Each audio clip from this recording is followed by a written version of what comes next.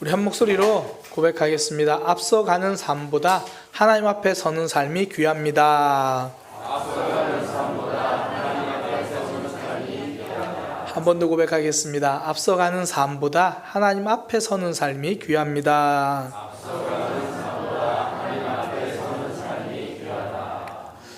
제가 어저께 인터넷 신문에서 본 기사인데요. 강원희 선교사님이라는 분의 소천 소식이 인터넷 뉴스에 올라와 있더라고요.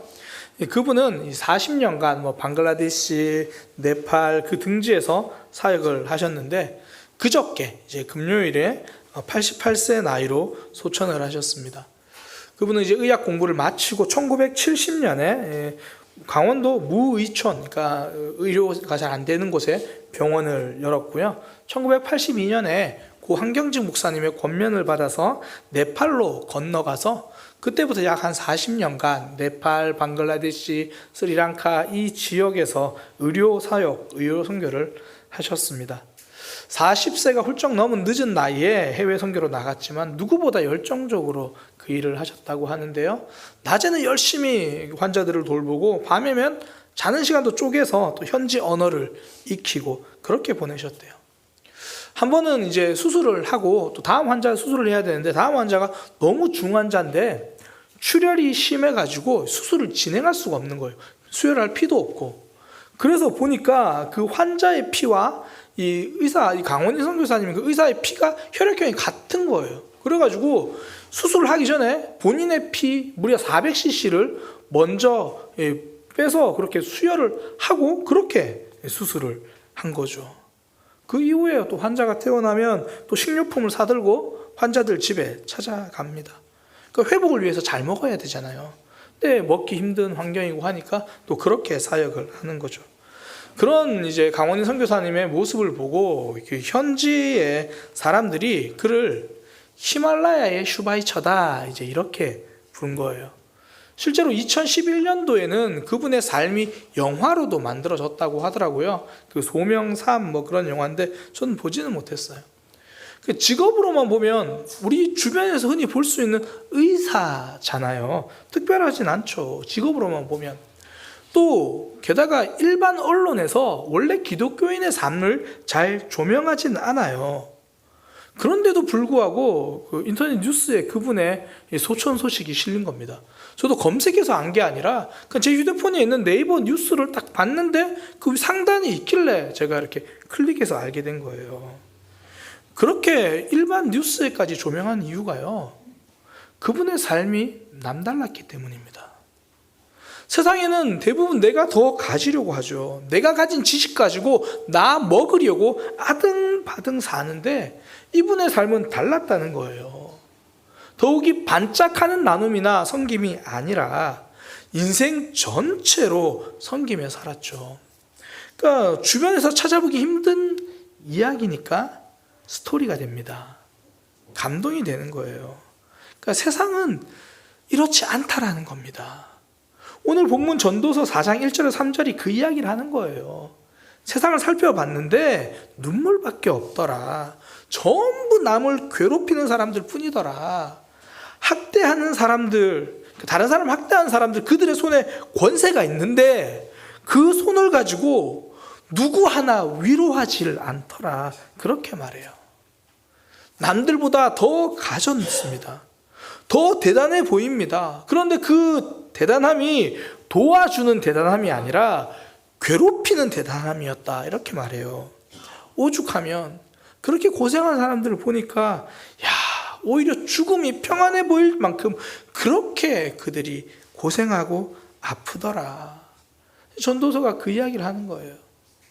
그런데 우리가 전도서의 그 이야기를 보면서 그건 틀렸다가 말할 수 없는 게 우리의 현실에도 이런 모습이 너무나 많잖아요. 우리 주변을 봐도 정작 남을 돕고 배려하려고 하는 이들은 오히려 힘이 없는 이들이 많아요. 내가 아파봤으니까 아픔이 보이는 거예요. 전 세계적으로요, 그 1인 평균, 국민 1인 평균당 가장 기부를 많이 하는 나라는 유럽도 아닙니다. 미국도 아니에요. 한국이었으면 좋겠지만 한국은 더더욱 아니고요. 인도네시아입니다. 남들보다 잘 산다고 말하는 사람들이 실제로 멋진 삶, 잘 사는 삶은 꼭 아니더라는 거예요. 더군다나 전도자가 쭉 보니까 사람들이 수고하고 애쓰고 노력하는 이유도 다 남들보다 더 앞서고 싶어서 그것 때문에 노력한다, 그렇게 말해요. 그게 4절 말씀인데 제가 이 4절 말씀을 세번역 성경으로 읽어드릴게요. 온갖 노력과 성취는 바로 사람끼리 갖는 경쟁심에서 비롯되는 것임을 나는 깨달았다. 그러나 이 수고도 헛되고 바람 잡으려 하는 것과 같다. 전도자가 보니까 사람들이 아등바등 살아가는 이유가 너보다 앞서고 싶어서, 지금 내 삶이 아니라 너보다 더 앞서고 싶어서 그 마음 때문에. 사실 우리도 그렇게 살잖아요. 지금 내 등수가 몇 등인가, 그전까지 평안하다가 남들이 더 잘 사는 삶을 보면 갑자기 부러워지는 거죠. 다 그렇게 살아가요. 누구나 그렇게 살아간다고. 우리까지 그 길을 걸어가는 게 맞는가? 전도자는 그 이야기를 하는 거예요. 기독교인도 그런 삶을 살아가는 것이 맞는가? 전도서의 대답은 그런 삶 의미 없는 거다. 그런 삶 바람 잡는 것과 똑같아. 하나님을 믿는 사람들까지 그렇게 살아가는 건 아니다. 그렇게 이야기를 하는 거예요. 열심히 사는 것이 틀렸다는 말이 아닙니다. 처음 말씀드린 강원희 선교사님의 경우에요, 네팔에 있으면서 새로운 의술을 익히는 데는 절대 게을리하지 않았대요. 틈만 나면 귀국해서 대형 병원에서 새로운 의료 기술을 익혔습니다. 그분이 이렇게 말을 했더라고요. 봉사의 마음가짐도 중요하지만 실력이 없으면 환자를 치료할 수 없기 때문에 저는 그렇게 시간을 쪼개서 기술을 익혔습니다. 그러니까 더 뛰어난 의술을 가지려고 했습니다. 너보다 더 잘 치료하고 싶어서가 아니라 지금 내 앞에 있는 사람 잘 치료하고 싶어서요. 사랑하고 싶어서 한 결정이고 노력이죠. 사실 목회자도 똑같아요. 목회를 하든 설교를 하든 내가 남들보다 더 잘하고 싶은 마음을 하면요, 금방 무너집니다. 반면에 하나님이 주신 사람이니까, 하나님이 주신 사명이니까 사랑하기 때문에 하는 거죠. 우리가 신앙생활 해보니까 알잖아요. 다른 사람보다 더 잘하고 싶어서 하는 순간 쉽게 무너져요. 괜히 부러워지는 거죠. 나는 잘 못하는 것 같은데 저 사람 잘하고 있는 것 같으면 보통 두 가지 모습으로 나타나요. 첫 번째는 목사님은 왜 저 사람만 쳐다봐? 이게 첫 번째 반응이고, 두 번째 반응은 난 지금 이게 뭐 하는 거지? 혼자 좌절하기 시작하는 거예요. 이게 남들보다 더 잘하고 싶은 마음 때문에 그래요. 신앙생활은 남들보다 앞서는 삶이 아니라 하나님 앞에 서는 삶입니다. 사울은 다윗보다 앞서려고 하니까 다윗을 죽이려고 하지만 다윗은 하나님 앞에 서려고 하니까 사울을 살려줍니다. 믿음은 남들보다 앞서려는 삶이 아니라 하나님 앞에 서려 하는 삶, 경쟁보다 경건입니다.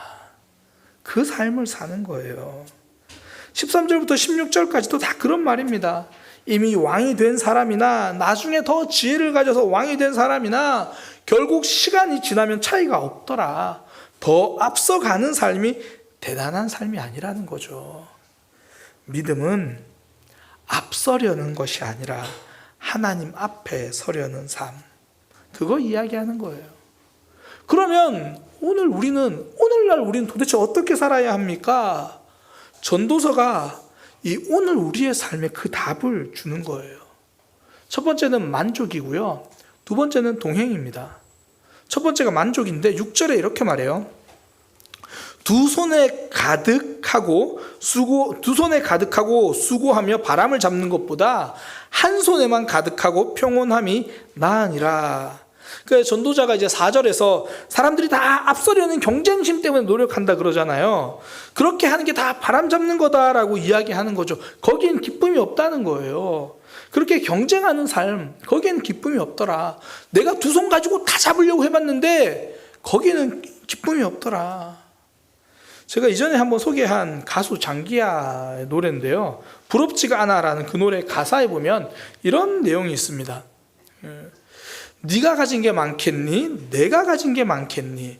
난 잘 모르겠지만 한번 우리가 이렇게 한번 머리를 맞대고 생각해 보자고. 너한테는 10만 원이 있고 나한테는 100만 원이 있어. 그러면 상당히 너는 내가 부럽겠지, 짜증나겠지. 근데 입장을 한번 바꿔서 우리가 생각을 해보자고. 나는 과연 네 덕분에 행복할까? 내가 더 많이 가져서 만족할까? 아니지. 세상에는 1000만 원을 가진 놈도 있지. 난 그러면 그 놈을 부러워하는 거야. 짜증나는 거야. 이렇게 이야기를 하는 거예요. 만약에 10만 원 가진 사람이 100만 원 가진 나 때문에도 나를 더 부러워한다면, 그것 때문에 내가 만약에 더 행복한 삶이라면 나는 1000만 원 가진 사람 보면 내 삶이 짜증날 수밖에 없는 그런 거 아니냐. 더 많이 가졌다고, 더 많이 가져야만 행복이 아니라, 남보다 더 가져야 기쁨을 누리는 게 아니라 짜증뿐이라는 거예요. 그러면서 뒤에 계속 가사가 이렇게 이어집니다. 근데 세상에는 말이야, 부러움이란 걸 모르는 놈도 있거든. 그게 누구냐면 바로 나야. 그러니까 너네 자랑하고 싶은 거 있으면 얼마든지 해. 난 괜찮아. 왜냐하면 나는 부럽지가 않아. 한 개도 부럽지가 않아. 이게 노래 가사예요. 자신은 그 누구도 부럽지 않다고 말해요. 그럼 사람들은 또 이렇게 말해요. 아우, 장기하는 잘 나가는 가수고 알아주는 가수니까 그렇게 만족하면 사는 거죠. 만약에 장기하가 이름 없는 가수보다 더 잘 나가서 만족하면 그는 BTS 앞에서는 초라해져야 돼요. 그러면 장기하다운 노래는 없어지고 장기하도 그룹 꾸며가지고 노래하고 춤추고 댄스 가수로 바꿔야 돼요. 비교해서 만족하는 게 아니라는 겁니다. 만족을 모르는 비교에는 행복이 없어요. 한 나라의 왕비도요, 거울 앞에 서서 세상에서 제일 예쁜 사람 되겠다고 하면 그 마음 버리지 못하면 백설공주 죽이는 마녀가 될 뿐입니다. 그런데 많은 사람들이 이 이야기에서 놓치는 게 있어요. 왕비의 미모입니다. 왕비는 원래 충분히 예쁜 사람이었어요. 그 왕이, 백설공주의 어머니도 원래 왕비가 죽고 나서 이 왕비랑 결혼한 것도 이 얼굴이 예뻐서 그 미모 보고 재혼을 했거든요. 심지어 거울한테 물어요. 거울아, 거울아, 세상에서 누가 제일 예쁘니? 백설공주가 7살이 되기 전까지는 왕비가 가장 이쁘다고 했어요. 그러면 백설공주가 8살 되고 9살이 됐다고 한들, 거울아, 거울아, 세상에서 누가 제일 예쁘니? 백설공주입니다. 2등은 누구니? 예, 여전히 왕비님이십니다. 세계 제일 미인 대회 하면 여전히 2등이라고요. 그런데 그걸 보지 못하니까, 다른 사람 삶만 보고 멋지다고 하니까 자기 삶이 초라해지는 거죠. 자기가 못나 보이는 거예요. 우리가요, 살다 보면 다른 사람이 참 멋지다, 나도 저렇게 되면 좋겠다, 이것 그럴 수 있죠. 이건 남들을 그렇게 부정적으로 의미에서 부러워하는 게 아니에요. 부정적인 의미에서 부러워한다는 건 그 사람의 삶을 보면서 내 삶이 불행해지는 거예요. 신앙생활 더 잘하는 사람 보고 멋지다고 생각할 수 있죠. 야, 나도 저렇게 되면 좋겠다, 괜찮다, 그럴 수 있죠. 그런데 저 사람은 좋겠네, 저 사람처럼 돼야지, 두 눈이 거기에만 있고 두 손이 다 그것만 잡으려고 하면 하나님이 내게 주신 은혜를 놓친다는 거예요. 그래서 오늘 전도서가 두 손 다 그거 잡으려고 하지 마라, 그렇게 이야기하는 거예요. 한 손 가득하면 그걸로 됐지 않느냐. 전 이렇게 말하고 싶어요. 한 손 가득하기 위해서 한 손은 잡으려고 노력하십시오. 그리고 나머지 한 손은 내게 주신 것을 놓치지 말고 잘 붙들고 감사하기 바랍니다. 우리가 지난번에 목포에서 전신근 목사님 오셔가지고 말씀을 전해주실 때 목사님이 그런 말씀을 하셨잖아요.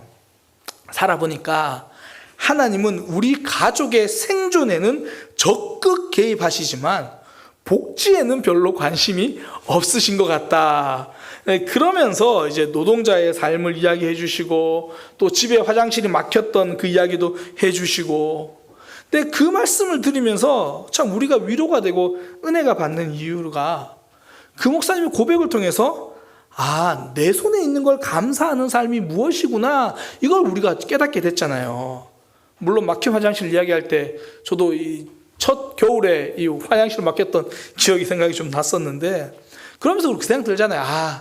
그래도 우리가 화장실이 좀 좁긴 해도 집에 화장실 하나밖에 없어도 막히진 않았구나, 뭐 그런 생각을 하죠.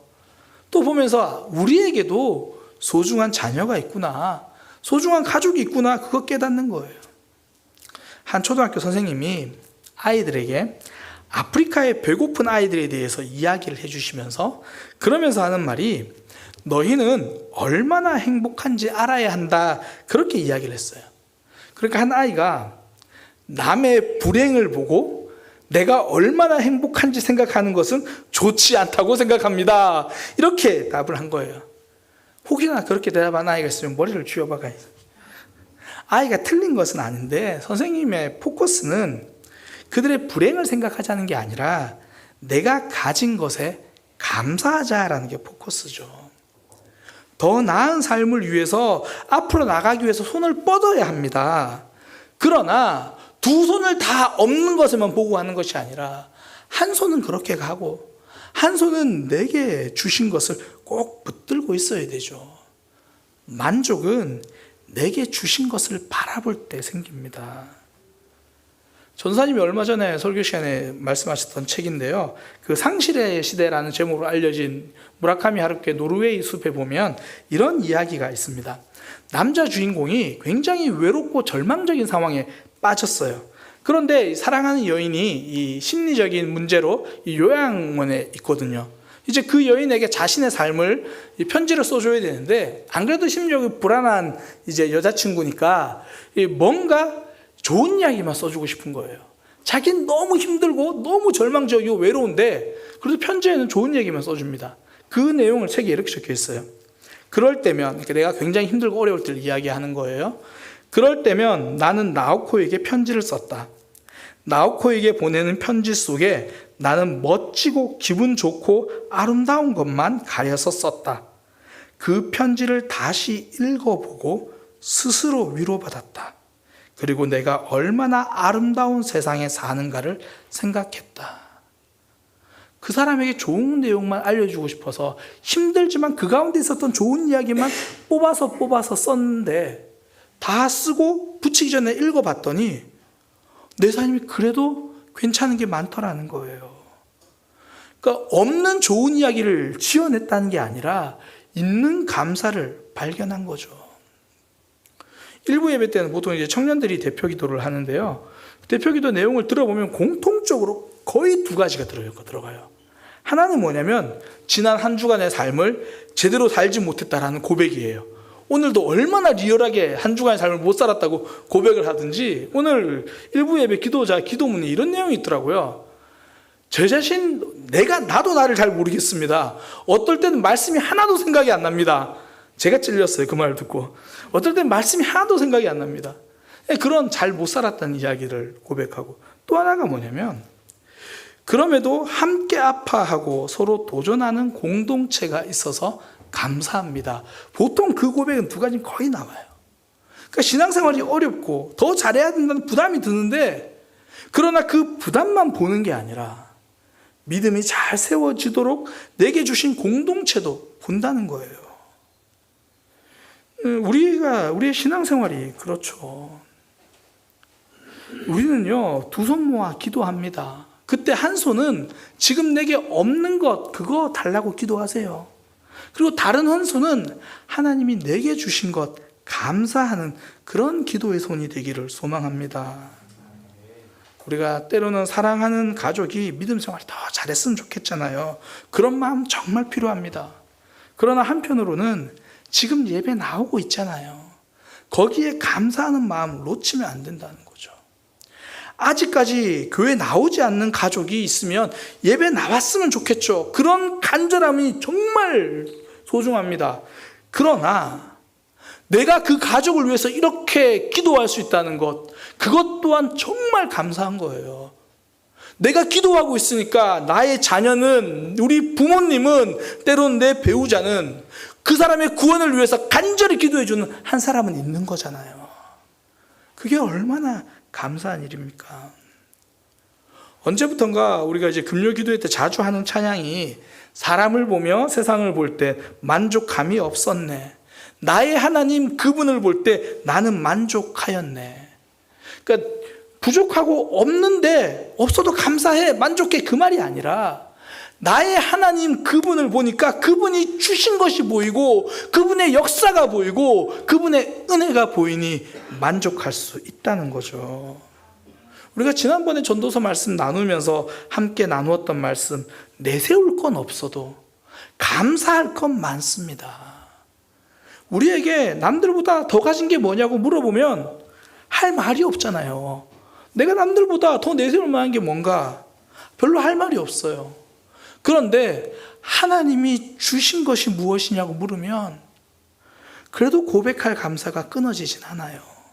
하나님이 이것도 주셨고, 그래도 이것도 주셨고, 그래도 이렇게 하셨고, 내게 주신 두 손, 그 두 손 다 가지려고 살지 말고 한 손은 꼭 하나님이 주신 것을 귀히 여기며 감사하며 사는 것, 그것이 만족이고요. 그것이 하나님 앞에서 사는 삶입니다. 다시 한번 말씀드립니다. 우리가 두 손을 모아 기도할 때에 한 손은 없는 거 달라고 간구한 기도를 하십시오. 그리고 나머지 한 손은 내게 주신 것을 기억하며 감사하는 그런 삶이 되기를 소망합니다. 그것이 하나님 앞에서 사는 삶이에요. 또 다른 하나는 두 번째, 동행입니다. 여기서 말하는 동행은요, 하나님과의 동행을 아니라 사람과의 동행을 이야기하려는 거예요. 믿음은 하나님과의 동행만큼이나 지체들과의 동행도 중요합니다. 전도자가 이 말한 헛됨 중에 하나가 7절에 보면 내가 또 다시 해 아래 헛된 것을 보았다. 그러면서 8절에 어떤 사람이 아들도 없고 형제도 없이 홀로 있으나 그렇게 혼자서 고생하면서 내가 지금 뭐 하는 짓이냐 이렇게 말하는 게 등장해요. 그러니까 혼자 아등바등 사는 삶이 고생뿐이고 헛된 삶이다. 8절까지 그런 얘기를 해요. 그러면서 9절에 딱 이어서 하는 말이 뭐냐면 그러니까 혼자보다 둘이 더 낫다 이렇게 이야기를 합니다. 두 사람이 한 사람보다 더 낫다. 그런데 우리가 살아보니까 어떤가요? 진짜 한 사람보다 두 사람이 더 낫나요? 가끔은 혼자 있는 게 더 편하다 이런 생각 안 드시나요? 저는 8절에 이 혼자를 선택한 사람이 어쩌면 그런 삶의 아픔 속에서 나온 결정일 수도, 그런 아픔 속에서 나온 고백일 수도 있다고 생각해요. 함께 살아보니까 너무 아프더라, 너무 힘들더라. 그러니까 나도 모르게 자꾸 혼자 있는 걸 찾게 되고, 혼자만의 장소, 혼자만의 시간, 이럴 줄 알았으면 그냥 혼자 살 걸. 가끔씩 제 아내가 느낄 것 같아요. 이럴 줄 알았으면. 제가 얼마 전에도 그런 일이 있어요. 집에 조그만 커피 머신기가 있는데 아내가 이제 그 정리한다고 이렇게 살짝 빼놨더라고요. 그날따라 그게 제 눈에 보였어요. 아내를 도와줘야겠다. 아내가 정리를 다 못했나 보다. 그래서 제가 도와주려고 그 커피 머신기에 이제 있는 그거를 뺐어요. 빼니까 그 안에는 커피 물이 주르르르 싱크대부터 시작해서 바닥까지. 순간 정지가 됐어요. 거실에 앉아서 저를 보던 아내도, 그 사태를 일으킨 저도 어릴 때 어머니가 하신 생각이 났어요. 너는 안 돕는 게 돕는 거다. 제가 우스갯스러운 에피소드 이야기했지만 이것뿐일까요? 때로는 둘이 있는 것보다 혼자 있는 게 더 낫다는 생각이 들어요. 그래서 혼자 있는 자리를 막 찾아가고 싶어지잖아요. 근데 놓치지 말아야 할 게 있습니다. 아픔 때문에 한 결정은요, 또 다른 아픔을 만날 뿐입니다. 사람이 괴로워서 못 살겠다는 사람들이 많이 몰려있는 곳이 SNS예요. 사람과 직접 소통하는 게 불편하니까. 그런데 그 사람들이 가장 힘들어하는 게 뭐냐면 좋아요가 없는 거예요. 저 사람은 왜 갑자기 좋아요를 안 누르지? 왜 이 글에는 좋아요가 없지? 사람이 아파서 선택한 혼자는요, 홀로 서기가 아니라 도망가기일 뿐입니다. 그래서 전도서가 말하는 거예요. 두 사람이 한 사람보다 낫다. 혹시 그들이 넘어지면 하나가 다른 동물을 붙들어 일으켜 줄 수 있지 않냐. 혼자가 힘듭니까? 사람이 힘듭니까? 그래도 사람이 힘이에요. 천국 가는 길은 함께 손잡고 가는 길입니다. 옆 사람 돌아보며 가는 길이에요. 제가 앞서 위에서 말씀드린 청년들의 대표 기도문, 공동체에 대한 감사, 그 동행의 힘을 아는 고백이죠. 제가 우리 구역 교사님들과 말씀을 나눌 때도 항상 이 함께함의 은혜를 고백하는 분이 계세요. 교회가 함께 하나님을 알아가고 함께 믿음이 세워져 가고 우리가 함께 회복되는 게 너무 귀하다. 항상 그 고백을 하세요. 사람과 동행하는 깊이를 아는 믿음이죠. 제가 이제 위에서 소개한 선생님과 초등학생 이야기가 있잖아요. 아프리카 그 이야기. 제가 원래 그 이야기를 다른 분에게 전해 들었거든요. 그 전에만 들었을 때는 그런 친구는 머리인데 쥐어 막아야지 혼자 그 생각을 했어요. 근데 제가 설교 준비를 하면서 그 이야기를 원래 이야기를 좀 찾아봐야겠다. 그러고 제가 원래 그 원본 사진을 봤어요. 그 사진을 잠시 보겠습니다.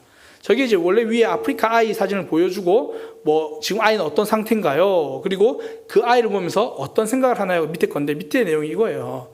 일단 선생님이 질문이 좀 틀렸어요. 위에 선생님 글은 잘 안 보이겠지만 나 자신을 그림 속의 아이와 비교해 봅시다. 일단 선생님 말은 좀 틀렸어요. 그리고 나서 근데 아이의 대답이 남의 아픔을 보고 내가 얼마나 행복한지 아는 것은 별로 좋지 않다고 생각합니다. 그 다음에 같이 아픔을 해결해 주려 하고 같이 잘 먹고 잘 살아야 될 것이다. 아픔을 같이 해결해 주고 같이 잘 먹고 잘 살아야 될 것이다. 어린아이 생각에서 나온 저 한마디가 바로 하나님이 말씀하신 믿음 생활입니다. 저게 하나님이 말씀하신 경건 생활입니다. 야고보서 1장 27절에 보면 하나님은 이렇게 말씀하십니다. 하나님 아버지 앞에서 정결하고 더러움이 없는 경건은 곧 고아와 과부를 그 환난 중에 돌보고. 하나님이 말씀하시는 경건이라는 게 고아와 과부를 돌보는 거라요. 함께 아픔을 해결하고 도와주려고 하는 것, 그게 경건이라는 겁니다. 누가 고아고 누가 과부입니까? 지금 도움이 필요한 내 옆 사람입니다. 지금 위로가 필요한 내 가족입니다. 혼자 두지 말고 돌아보라고 말합니다. 남편이 있는데 남편 없는 것처럼 과부처럼 외롭게 두지 말고, 부인 있는데 부인 없는 것처럼 내 남편 홀로 두지 말고, 부모가 있는데 부모 없는 것처럼 자녀와 단절된 상태로 있지 말고 돌보아 주라는 거죠.